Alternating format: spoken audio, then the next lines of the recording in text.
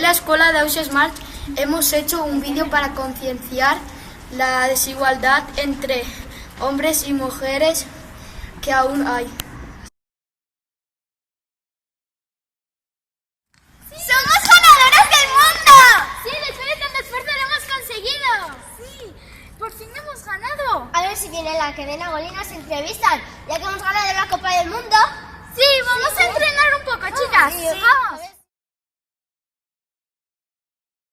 Somos de la cadena Gol. Hoy estamos con Ronaldinho, Messi y Cristiano. Vamos a entrevistarles después de la derrota de ayer. ¿No vamos a entrevistar a las chicas futbolistas ya que han ganado la Copa del Mundo? Las chicas no dan dinero a la cadena, no interesa. Es verdad, las chicas no deberían jugar al fútbol. El fútbol es de hombres.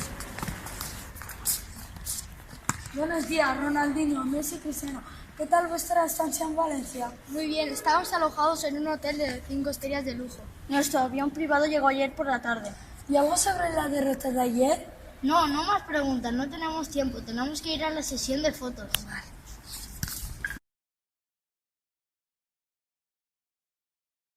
Esto es injusto, nosotras hemos ganado la Copa del Mundo. Y encima no hemos tenido tantos lujos como ellos, hemos tenido que viajar en transporte público. ¡Qué poca igualdad!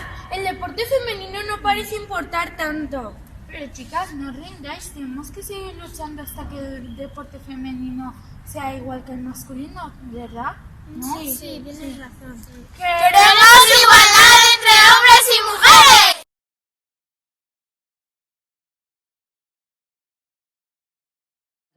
Per un món on siguem socialment iguals, humanament diferents Y totalmente libres.